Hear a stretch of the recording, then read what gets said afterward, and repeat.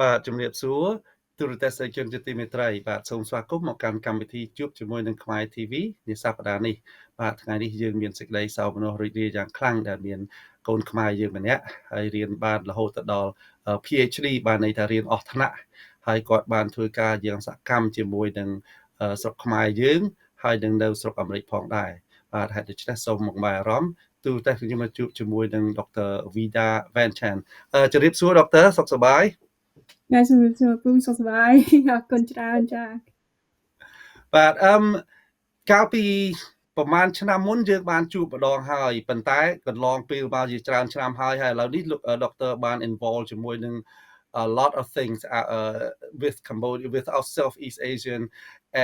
But before we get into that, I'd like you to introduce yourself a little bit, please, to the audience. ចាជំរាបសួរសូមអរគុណម្ដងទៀតដែលបានខ្ញុំបានចូលរួមបានជួបទស្សនិកជនទាំងអស់គ្នាហើយ yeah so I got the PhD in international economic and business geographies. Here in the state, I also have a bachelor and master's. So I went to business school for my bachelor degrees, my undergrad in business management, and then master's in international trade. I've been professor teaching at Buffalo State University for 18 years. So it's been a long time. I've been a full professor since 2021. And so I've been doing a lot of work in promoting Southeast Asia, promoting different initiatives and understanding the Southeast Asian region and my own research along with work related to development in Cambodia. That's the home country, the country where I was born. And linking the community because I used to work for a nonprofit organization in Lowell, Massachusetts, and also helping to teach a couple graduate courses in dealing with the nonprofit managements here in Buffalo and in New York. So yeah, so that's me in brief, but I would be happy to talk more about it. Thank you very much, Doctor. I know you are involved in the called Global Study Institute. What is Global Study Institute, and what are you doing there? Yeah, so thank you for asking about that. So this is my dream of creating something for the university and also for the Western New York region where I'm at. I along with other colleagues, there's 8 of us. I'm the director, so I had this idea was last year of creating an institute that we call Global Study Institute to be a hub for the university to provide information. So it's a hub for research, education, and outreach related to global issues. So we are pretty much an institute that focuses on research and any different areas in relating to global issues. So it encompasses all of the disciplines across different schools at the whole university. So at university, people doing different things, but they are also experts in different parts of the world. So we're bringing together researchers, students, staff members, people who are interested in working together to address global issues, to be a part of the group. So that's super exciting. And we do have very diverse community, and we are located here in Buffalo at the cross border as well. And so it's really good timing, and it was I'm pretty excited and was really thankful and grateful to my colleagues in the group because we're all doing this for free. There's no compensation. So it's to the people who joined me and then for the institution to support my university, that the management, the former provost, the president, the former president, even the current administration, who gives really full support in having this institute as the central hub to provide research and address outreach, provide outreach along with services that relate to global areas and global issues. You talk about global issue. Is it an economy issue, or what kind of a global issue is that? Yeah, so as I mentioned, it's the issues vary across disciplines, so it's not bound to any particular discipline. So it could be about health issues. So, for example, pandemics, global, health issues. That's part of the global issues and areas that we focus on. So we have a series of areas that we highlight as important areas for us to do research in and initiatives that we would like to take. But overall, to address to answer your questions about global issues, so it could be things about arts, the about economies, about different areas, cultures. So religions. So we have the issues that are part of the society. There's a social issue. There's environmental issues, all kinds of issues in many different aspects, and that's why the institute is not confined into any particular field or discipline, and it's created as such.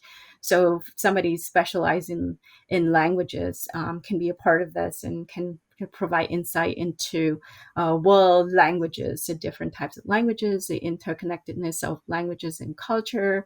So we have part of my team as a core faculty. I have members who are anthropologists who are study women, areas that are related to her research in the Middle East. We have historian, we have economists, um, the faculty members who are in political science department who specialize in constitution and governments, in democracy, conflicts and resolutions, others who are in arts, and art historians and design. So there is a multitude of expertise, and mainly to address any pressing issues that, to identify research areas and to bring people together on campus, because people are doing their own different things. And if you're familiar with academics, that people operate in silos. So it's more of the coordinated effort in bringing people together to work collaboratively in addressing issues and identifying research initiative and looking for activities and things to connect with one another and beyond the campus as well for the whole region. Do you suggest implementation once you discover there's an issue? Do you suggest implementation or any prevention to any kind of state or local government in different part of the world? For example, Yeah, let's say pandemic, let's say a disease break out in Africa, and you study about that. So would you suggest it to somebody? well, the institute is part of the university, so we do have our own website. And again, thanks to my university for providing that support. So we we'll do publish information on our research on different areas, events or activities. So, like you said, if there an expert on campus who's written about those kind of issues, we can help promote that, and we can only offer recommendation right, so based on what we learn and based on our own research findings. But it's a bigger platform than the individual faculty or individual work, in a way that making it known that we at the Global Study Institute do get involved in these kind of things, and then people from outside campus can reach out to us, and we can also reach out to them and provide this kind of information. And of course, it's up to them to take it forward for any type of findings. So we try our best as academics and researchers, but this is a way of connecting with the rest of the world as well, and hopefully when our work is known and people are familiar with our research and our areas can reach out, and then we can collaborate that way, and ultimately in making a recommendation and getting more in terms of deeper policy effect. But that's going to be that's going to take a while. Yeah.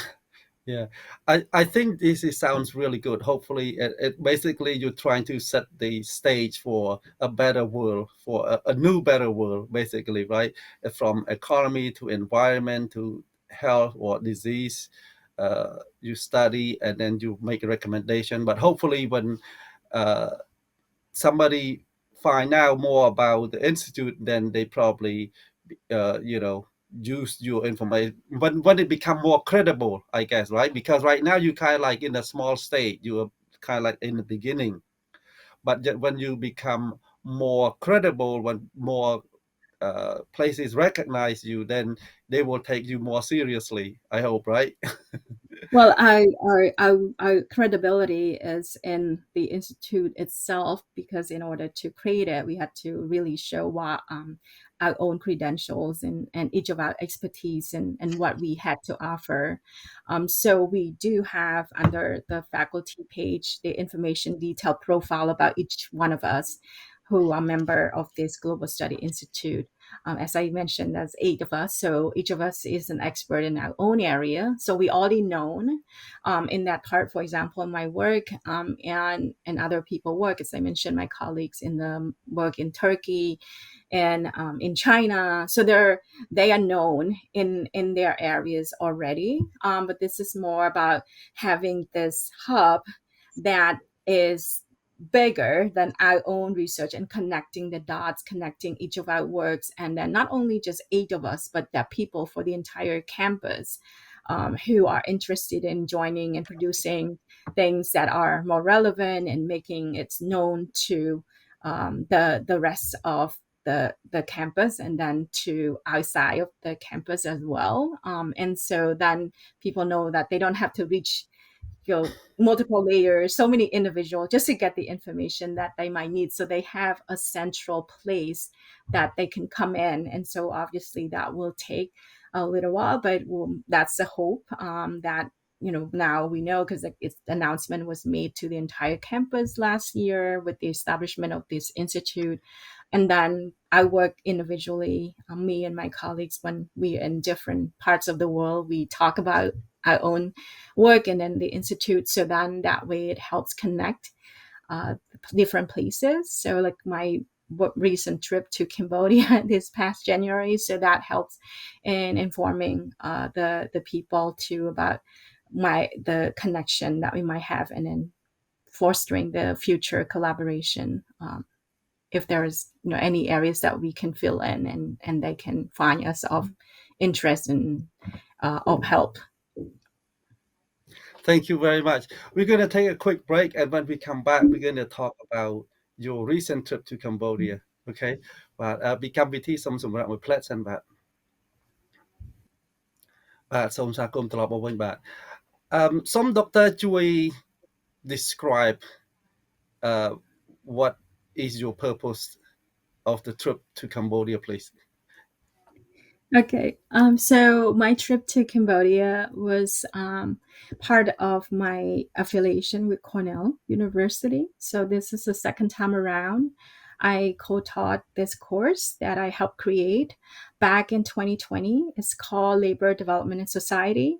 It's a course that started with the Southeast Asia program at Cornell, and then the School of Industry and Labor Relations at Cornell. So it's a winter course. It's 2 weeks intensive. 2 weeks every day was filled with activities, and so the course offer it's a I mentioned this to the students, and they all agree that it's the most comprehensive course ever in terms of the winter abroad course, because we cover so many different aspects that relate to the labor development in society. So understanding about the country from historical perspective. So we started out in Siem Reap and then ended in Phnom Penh. So I was there. Obviously, I had to be there early, so I was there at the end of December, and then the course started in the beginning of January and went all the way until the 18th of January, and then we came back to the States. So the course, so as I said, started out in Siem Reap and worked with the Center for Khmer Studies, CKS. They super wonderful partner. They've been part of Cornell network, and they offer the first time that I co-taught this course in 2020. They were amazing. So it's so wonderful to be able to be back, because the last time we were there, we got back here and everything shut down, and the students were just like, "Oh my God!" We was so happy that we got to go to Cambodia, and then everything shut down. So this is the second time around, and different professor co-taught the course with me. He's the lawyer. So yeah, so we went there and it was wonderful. That sounds great. You also study about the different part of Southeast Asian economy. Is that also involved in that too on Yeah, your trip? so no, that part, because as I said, the course is about labor development society. So we started with the history, knowing about architecture, visiting local organizations, unions. There are many different stakeholders. We met with government officials, very high-ranking government officials, and I cannot thank them enough for meeting with us, and then learning about the economy. So the whole process of economic development for a country, and the students had some backgrounds in economic development. So this more of enforcing that, and then applying it to the Cambodian context and learning about Cambodia that way. And then garment sector, the garment industry, because that's a major part of development and employ a lot of people. It generated huge revenue for Cambodia. So part of the School of Industry and Labor Relations, their main focus is on labor. So that's how we enhance the understanding on the labor part.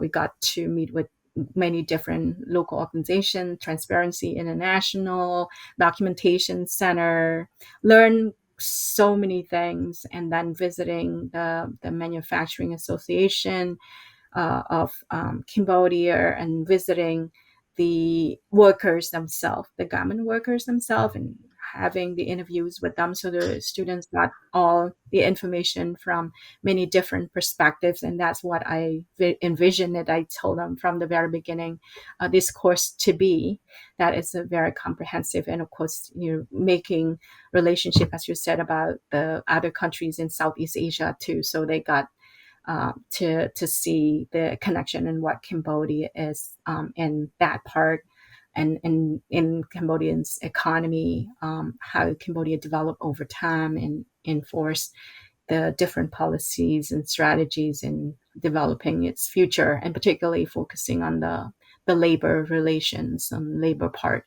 on the garment sector. And just to add to that, I am actually going back to Cambodia in the summer to do my research on on the garment textile footwear industry as part of the whole comprehensive understanding of the manufacturing sector in Cambodia, on the circular economy. So I can mention more about that later. But yeah, so they all, in short, all of these connected, and it's a way of giving the authentic information and knowledge about a country, and ways of learning about a country by focusing on all different aspects of the country. I'm sure that you must have been to Cambodia many times.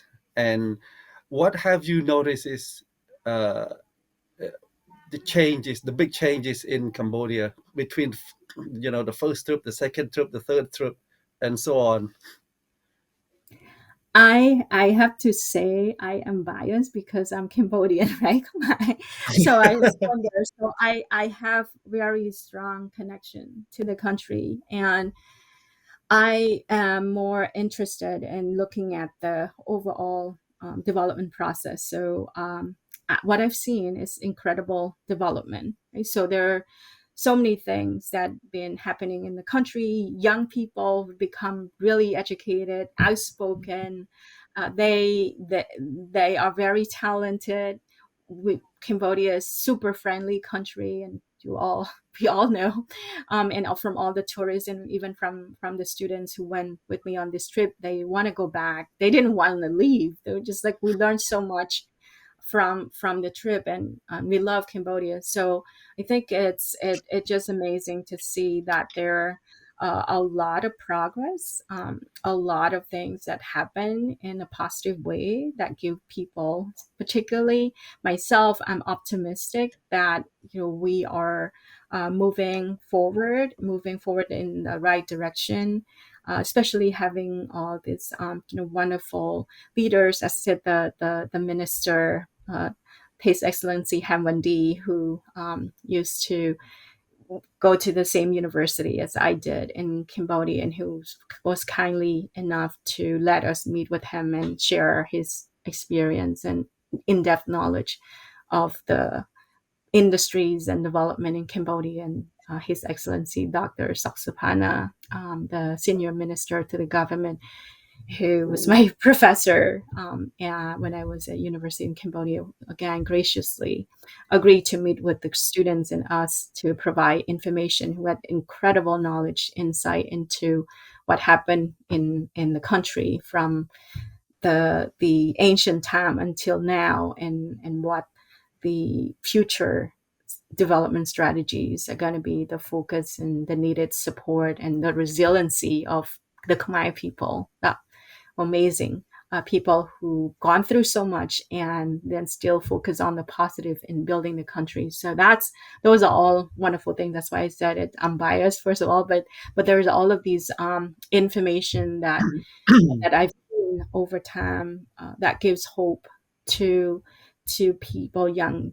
generation. And as I shared with the last interview, as long as we know and understand our identity and then help each other build up, then we can succeed and focus on the positive side of things. Of course, there are problems, and there are problems everywhere, but we need to be able to address those problems in a very collective way, and then by working together. I cannot stress that enough. And you can't just focus on one thing in understanding issue. You have to bring all the stakeholders together, and that's what the course as well offer the students, that they get to see and learn from many different aspects, many different points of view, and form a more informed knowledge and understanding of an issue.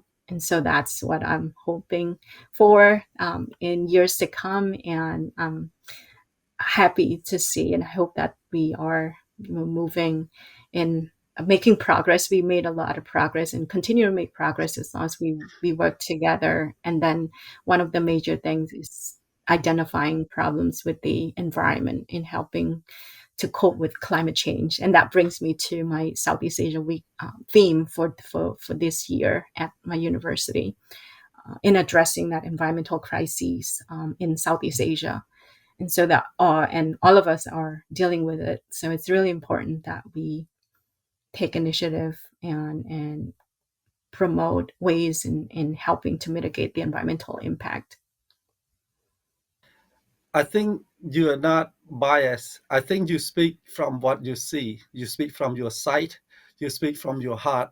Because even though even though you are Cambodian, if I go out and ask other American that they went to Cambodia many times as you are, they would give me the same answer, because of the different in development, the different in living standard, the different in people, get the young, like you said, the younger generation get more educated, that have higher level. They come out to different part of the world, they study and they go back, they help the country. So it's a fact, basically. So it's not really a fiction, or or you make up because you're biased. But I think it's a truth. That's what everybody has to understand, that it's a big difference, it's a big change, and it changed for the better for the country. We're going to take another quick break, and when we come back, we want to talk more about your Get See, I believe, right? Get See, or maybe your book too. You wrote a few books. ពីកម្មវិធីសូមសម្រាប់មួយផ្លែតសិនបាទសូមស្វាគមន៍ត្រឡប់មកវិញបាទ how do you get involved with Get See, and what is Get See? Can you explain some more, please? Yeah, so this started last year too, and it's all about these SUNY CUNY Southeast Asia Consortium that I was a part of, and the consortium was funded by Henry Luce Foundation. It was in late summer last year. It was a group of us at State University of New York, a public university in New York State, and then Central University of New York. And so GETC is this graduate education and training in Southeast Asia. The director is Chris. His name is Chris Halshoff, and he's at the University of Madison, Wisconsin. He's director of community engagement, and so he reached out because through my colleague here, who's the director of SUNY CUNY SEC here, the Southeast Asia Consortium. That would you like to show a film? It's part of the film screening, a simulcast on your campus, because it was part. They did this series of film screening at various university. And so last year, when I started the Global Study Institute, then I was contacted about that through my network, and then we got to sponsor it on campus. So, in other words, that we are one of the universities to show the film and at Buffalo State campus, and then have people there to participate, and then other universities. There were 20 plus universities who were part of this. So we showed film on Burma. It was about environmental problems in Burma and an environmental activist. So it was very successful. And we had quite a lot of participants, and I really liked the film. And so this time around, I was asked again to do the similar thing as I did last year, but it was about this indigenous filmmakers, Bopana Center in Phnom Penh in Cambodia, and it's about Khmer indigenous filmmakers. So there are these four very important short films, and it's going to happen in April. And so I said, "Wow, that's amazing!" Because it's about Khmer people, and then the indigenous Khmer population, because that's I wasn't aware that they were making all these wonderful films. So Bopana Center collaborated with GETC and then with different universities through GETC, different universities across North America. So Harvard, Yale, Berkeley. So I think this year for this particular four short films about Cambodia around the theme of healing, memory, and care, Berkeley is hosting it. So before the last year, it was Hawaii for Burma. So each year, some university decided to host it. So they would have an in-person hosting there, and we will have in-person just screening. But then we would join the filmmakers, the interaction part, and then discussion part in the end after showing the film. So all of the different universities that participated will show the film together and join together via Zoom for the introductions, for the discussion in the end. And so I'm excited about the this year because it's about the Cambodian Bopana Center. It's an incredible resource for in filmmaking, and so people can check it out, and then to identify the indigenous languages too in Cambodia, because there are more than 20 indigenous groups in Cambodia, and there are more than 20 languages, indigenous languages. So there are three indigenous languages that are going to be showcasing as part of the film screening in those four films that will be shown. And then one is the national language, obviously, and the language of the majority, the Khmer language. So I am excited to learn about them too, and I hope that people can join the simulcast in April for these introduction and film screening together and discussion to support our Khmer people and indigenous languages and people.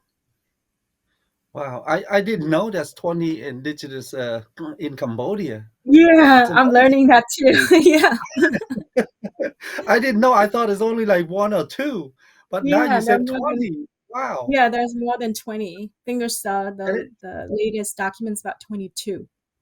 wow, and it's all different language too? Yeah, so they have different names. So the film I'm looking at this, the four films that curated at this event. So it will be on broadcasting on April 9th at 6 o'clock Eastern Time, 3 o'clock Pacific Time. So one language is Kabonong, and then Kawat, Jarai.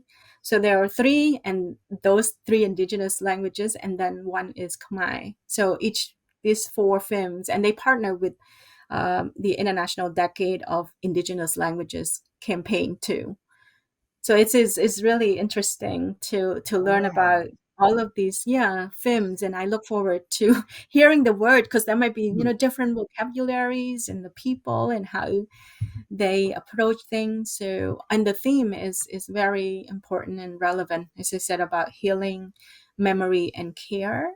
My understanding is one of the film is about the elephant who's blind, and blind by the bomb. So the U.S. bomb because of the war, and the owner's been taking care of the elephant, and the owner is one of the indigenous people, and he speak indigenous language, and really has taken care of this elephant, and it's this journey with the elephant, which is amazing. I think it's wonderful to learn, and so different livelihoods, different languages, the indigenous languages. So at least we get to see three, or learn about three, and then including the Khmer language. So at least four languages in Cambodia. The three language that we probably don't understand, right? The Yes, fourth one we yeah, do. even I might not. Yeah, some words it might be hard to understand. Yeah. Yeah. Is the director will be available for answer also answering question? Yeah, yeah. So as I said, the part of this simulcast is that on the April 9th at 6 o'clock, all of the participating universities, last year we had 20, so the same thing, about over 20 universities, Harvard is included, Yale, Berkeley, so it's hosting at Berkeley. We'll start with the interactions, and the interactions provided by Bupana Center in Phnom Penh. So they zooming in and they provide the interactions for us to meet these filmmakers, and have that introduction part. And then in the end, we'll have discussion so people can ask questions to the filmmakers. So there are four films together under the theme of healing, memory, and care. So they have The Dole Trail, Alive Skin, Trung, and My Wish. So those are in English titles, but that Khmer title uh, for each one. And in we get to see the indigenous people and hear about their experiences. So yeah, so that's part of that simulcast. It's the broadcasting streaming over the internet, or is it Yes. okay? Will we allow to recapture and rebroadcast on our channel, on our network? Is that possible? I can reach out to the director and ask if there is a recording that he might be able to share, because or if he allowed that to happen. So I can reach out for you and We find can out. we can restream live. We can do it live. We don't have to get a record. So as soon as you begin to stream, we can capture Mhm. that stream, and then we can rebroadcast it on air and on our entire network too, if possible. Yeah, yeah, Because that would be great. I would like to publicize it. I need to see it. I need to hear this because this is amazing. I Mhm. mean, it's a language. We have 22 language and we only know one. Yeah, yeah. And the rest of them, and these three probably popular, right? The three that Yeah, the so three these film. three, because they are in the north. I looked at the maps of the indigenous group of people too. They are all over the country. Most of them are majority of people live in Ratanakiri, Mandalkiri, to the north eastern part of the country, and then there's some in Kaceh, in that near in Kampong Thom. So yeah, so they have these variants in terms of the indigenous languages, and there I as I said, the same as you, I was surprised to learn that there are more than 20 indigenous groups, and then more than 20 indigenous languages. So there might be some words that have some similarities, but there's also words that we can't understand. And that's a part of these international indigenous group too, because I teach a course on campus about human geography, but one of the topics we focus is on the languages. So there are, in the world, there's over 7,000 uh, languages, and there's some languages that are dying or are considered endangered languages. So I think indigenous languages are in those categories because people don't really speak them, and then over time, if they're not being taught from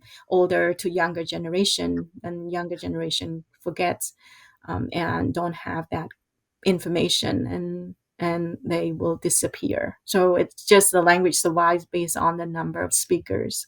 So if we don't have enough speakers, then we don't hear and learn about those languages. So yeah, so it's good for us to Khmer to know about all these as well. And so I yeah, that's why I think it's really great that there's an opportunity, and they really encouraged me that I could promote this in our own community, the Cambodian community. And thank to you for letting me share this information, that if we can get Khmer people and younger generation to hear and learn about these indigenous groups of people and their languages, it would be quite informational and educational for us. That's, I mean, you have, I didn't, this is the first time I heard that we have over 7,000 languages in the world. I only know Yeah. probably like 160, 170 or something, because that's how what Google tell me, when you go, the world language is only like 100 something, 160 or something. And they said later on, soon, probably in the next 100 years or so, most of them will die out also. And now you said that 7,000, that's amazing. Wow, Yeah, I didn't there's heard of over this before.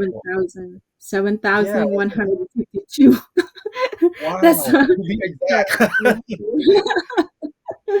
But there are languages that are spoken, at least there's hundreds of languages spoken by more than 1 million people. So it just, yeah, just incredible in terms of the languages that we have in the world, and the relationships between and among languages, the roots to different languages, different language branch groups, families. So it's quite fascinating. Yeah. I hope that the technology would be able to preserve those languages, even though it is dying. But I hope that technology will preserve those languages that are out there, because I am sure that uh, sooner or later the parent will stop passing their own language to the kid, and when the kid go to the regular school, they're gonna get into the regular language. And for example, let's say in Cambodia, there's 22, they only have one, and later on that one is probably in danger also. I would believe it's not going to Chinese and English, as what it is shown out there right now, because more people want to study English and Chinese because they can get the job easier. So we're going to come up to a conclusion on this segment right now, but we have one last one, and when we come back we're going to talk a little bit about your book. Okay. ពីកម្មវិធីសូមសម្រាប់មួយផ្លែតសិនបាទបាទសូមស្វាគមន៍ត្រឡប់មកវិញបាទសូមដុកទ័រជួយនិយាយអំពី your book basically. I think you can speak it in Khmer or in English, doesn't matter. And I know you can read, write Khmer fluently, and English also, of course. So now that we already talk about the Get See, which is we want our Cambodian younger generation to involve. But now we want to talk about your book, of what you involvement, what you. I mean, we have a lot of other involvement, which is like co-authors and edits of blogs and a whole bunch of other stuff. Yeah. So you said the two important books. One was about the handbook on manufacturing industries in the world economy. So that's my co-edited book with two other colleagues. One for a former professor at Georgia Tech University, and then another professor at University of Birmingham. And so that's an important book on the insights to manufacturing sector around the world, and understanding of manufacturing in general. So I contributed as a co-editor chapters in there on design. So my work on industrial design companies, I've always been passionate about this. That's the work that I've done for many years. The companies that design everything from chairs, table to airplane parts. And so that's my research. I study them and what makes them competitive and what they do and how they are the backbone of the manufacturing industry. Another one, which is more relevant here, is the one that I co-editor on, the Ordinary Cities, Extraordinary Geographies. So that's the latest book. I co-edited and then contributed chapters the first time that I wrote about Cambodia. So I wrote about Siem Reap, and so the chapter on Siem Reap and how Siem Reap fits into this narrative of, is it an ordinary city or extraordinary city?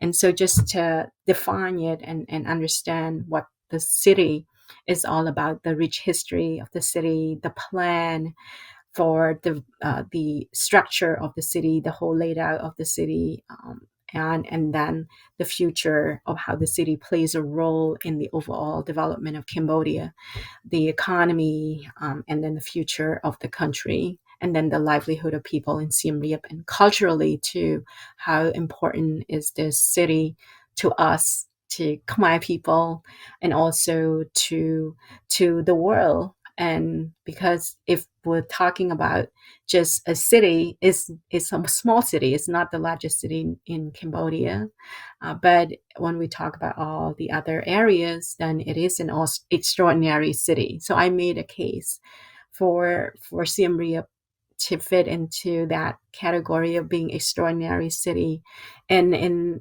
within those contexts of the culture, of the geographic location, of the economic input, and all that. And so that's my chapter on, and then those that part of that I my involvement with the book, and as far as those two books are concerned.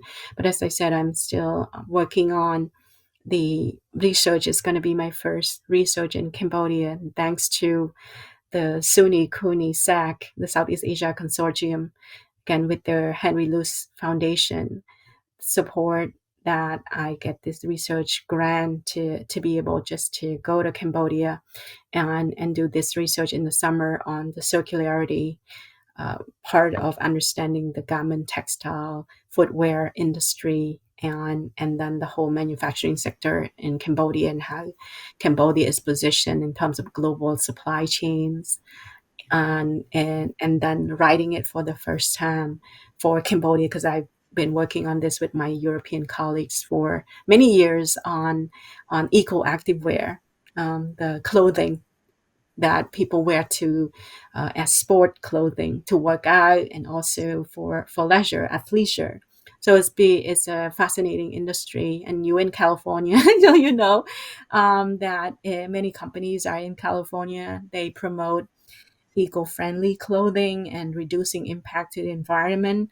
So how all of the materials, where they came from, they use recycled materials, and this whole process of producing clothing from the beginning to the end, and then consumption and how people use this. So my short version, or I think my simple explanation of this is, I'm looking at this for the Cambodia, because I've done this with my colleagues for American companies, for European companies. So now I'm trying to do something for the factories in Cambodia, to understand those factories and the sector in Cambodia, because that part of the industry contributes a lot to the Cambodian's economy. And because of my background and my research, existing research, I'm able to do this for from the Cambodian perspective, and hopefully I'll produce the paper for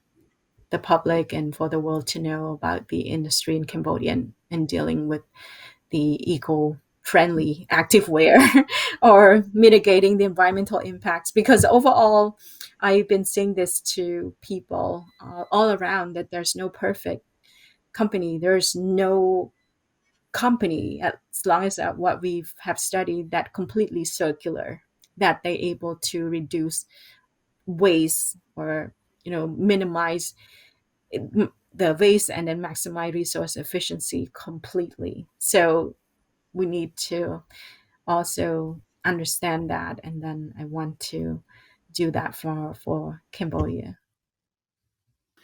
That sounds real good.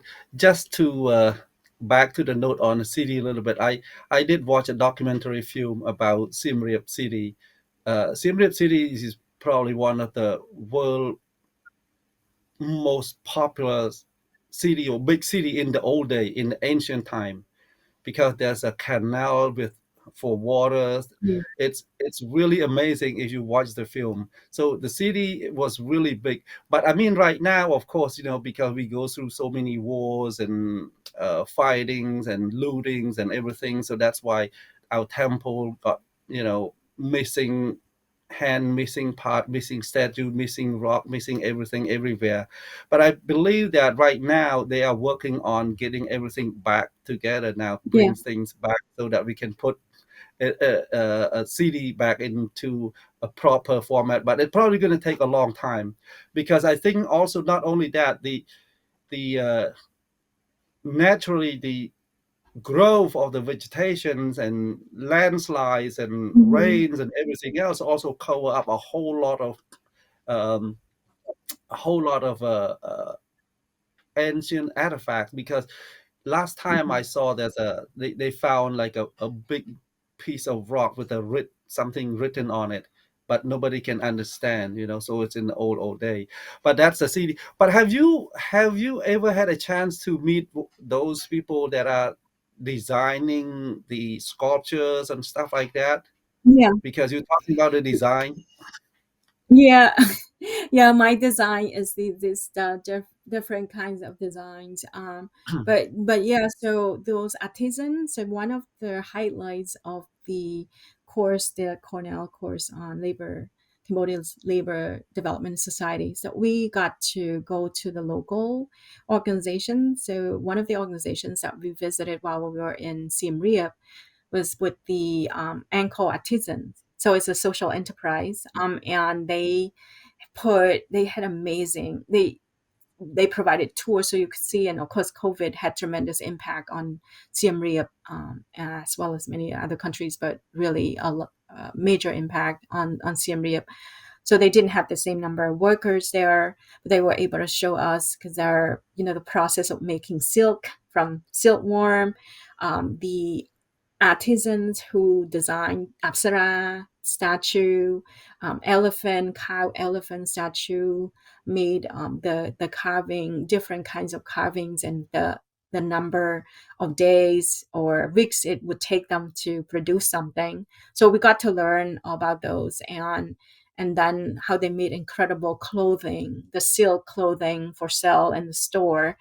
uh, I wish I had money so I could purchase all of them, because it's just so beautiful. And the students, the same thing. They were like, "Wow, we never knew how a little statue of Apsara, like when we buy things on from the market or the scarf, how much of the work involved in making those." And so they got to see those, and they really had great appreciation for that. And we visited all this major temple, Bayon, the Prom, Angkor Wat, and learn about history. And we had the tour guy who was a researcher, which is amazing, gave us insight into all of those, and talking about, like you said, bringing the artifacts back. Some of the things that they found, once they dig out some well dry up, they saw some parts that they were trying to put together in a group of international experts, so countries that involve in rebuilding and putting things together at Angkor Wat, through the being the World Heritage Site. It's one of the perks, I think, in getting international community involved and bringing different countries to come and help. And so, yeah, so there are a lot of efforts in fixing up, and putting these some the stolen statues back once they return. Of course, that's part, like you said, it's going to take a long time, but at least there are some that have been returned, and technology helps a lot in trying to figure out where they were in the old days, and how they all different pieces would come together. So incredible work. So it just, yeah, Siem Reap is a fascinating and amazing city. Yep. I think it when you use products, any kind of product in the house, you probably, a lot of us probably not realize that how much time and effort involved in creating that. For example, like silk that you just said, it started from a worms. It started from a worms, and it started from a tree. You gotta have a proper tree, for a proper leaf, for the tree leaf for the worm to eat in order to produce silk. And so it's a lot of things involved, and take a lot of time before you can get like one shirt, basically.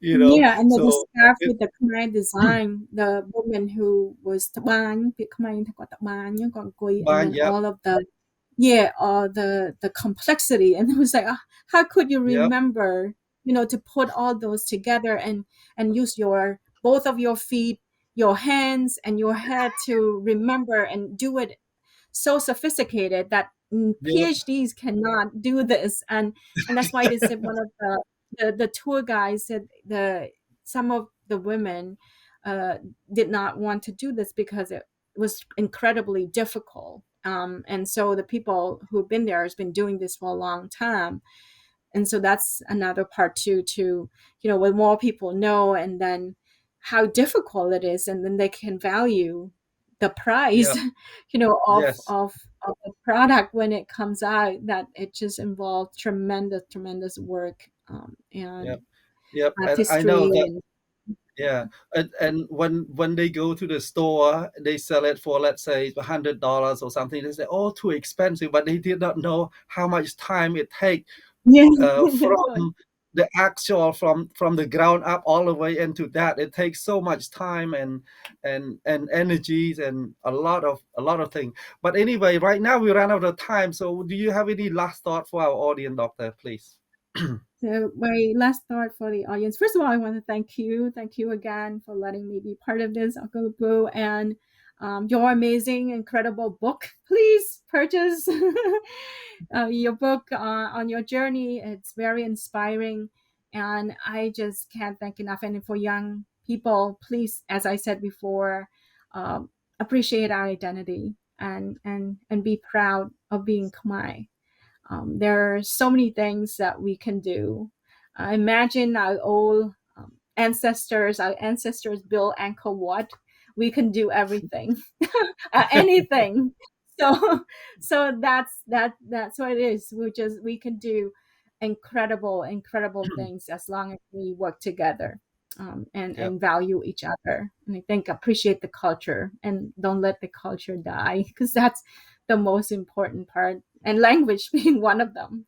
I know it's hard in Cambodia now, people trying to learn Chinese, like you said, many different languages, because then they can get employment and better jobs. But be Khmer, understand right how to write Khmer and know the Khmer language. That is even more important, in my opinion. That we need to keep that in place. yeah, I think learn to read and writeខ្មែររៀនភាសាខ្មែររៀនអានភាសាខ្មែររៀនសរសេរភាសាខ្មែរតាមខ្ញុំថាមិនពិបាកទេក៏ប៉ុន្តែជួនកាលចិត្តអត់ចង់អ្នកខ្លះចិត្តអត់ចង់មិន It's come from Yeah. here, right? It's come from here. បើចិត្តចង់អាចធ្វើបានព្រោះកូនខ្មែរយើងភាគច្រើនខ្លះជួនកាលគិតថាអត់បានប្រយោជន៍ក៏ប៉ុន្តែមិនមែនអត់បានប្រយោជន៍ទេចេះភាសាមួយណាក៏ដោយឲ្យតែចេះគឺបានប្រយោជន៍ទាំងអស់ Yeah. គឺបានប្រយោជន៍ទាំងអស់ដូច Yeah. ដូចដុកទ័រអញ្ចឹងចេះភាសាខ្មែរដល់ពេលទៅដល់ស្រុកខ្មែរនិយាយខ្មែរជាមួយអ្នកគ្រប់គ្នាអ្នកណាចង់និយាយខ្មែរបានទាំងអស់មានប្រវាយោជន៍មិនអញ្ចឹងខ្ញុំថាជាងនេះអត់តែចេះភាសាអីក៏ដោយក៏មានប្រយោជន៍ដែរចេះតែអត់តែចេះថែមលើសភាបាទសាមួយគឺមានប្រយោជន៍ទាំងអស់ជួយទាំងអស់បាទ Yeah អញ្ចឹងបានថាកុំឲ្យមានឧត្តមគតិមួយគិតថាអូភាសាខ្មែរគេអត់ប្រើទេនៅកន្លែងណាដូចនៅសប្តាហ៍ថ្ងៃនេះនៅអឺ city នៅ state នៅកន្លែងណាគេមានបកប្រែភាសាខ្មែរហើយយើងធ្វើការបើសិនជាយើងចេះភាសាខ្មែរគេឲ្យលុយច្រើនទៀតបាទគេឲ្យលុយច្រើនជាងធម្មតាហើយបើគេជួលយើងទៅបកប្រែឧទាហរណ៍ថាឥឡូវគេត្រូវការយើងទៅបកប្រែនៅនេះ1ម៉ោង2ម៉ោងគេឲ្យលុយយើងថែមទៀត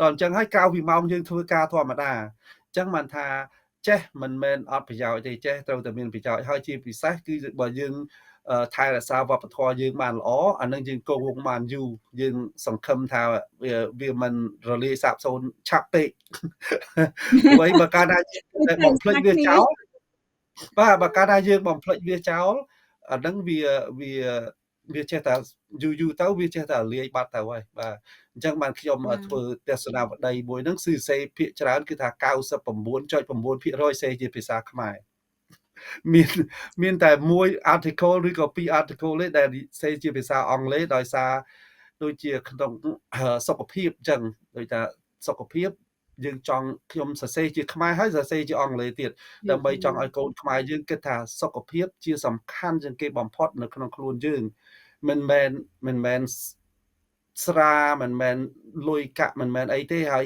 អាស្រាហើយនឹងលុយកាក់ហ្នឹងអាហ្នឹងវានាំឲ្យdestroy ខ្លួនយើងបាទចឹងបានថាសុខភាពសំខាន់ចឹងមែនជួយខ្មែរអរគុណមើលច្រើនណាស់ជួយខ្មែរបាទចឹងខ្ញុំសូមអរគុណដុកទ័រមែនតែនដែលបានចំណាយពេលដ៏មានតម្លៃមកចូលរួមធ្វើកម្មវិធីនេះបាទសូមជូនពរឲ្យទូរទស្សនិកជនអស់ជួបប្រទះតែសេចក្តីសុខប្រកបមុខរបររកស៊ីមានបានហើយមានសុខភាពល្អគ្រប់ក្រុមគ្រួសារសូមអរគុណសូមជម្រាបលា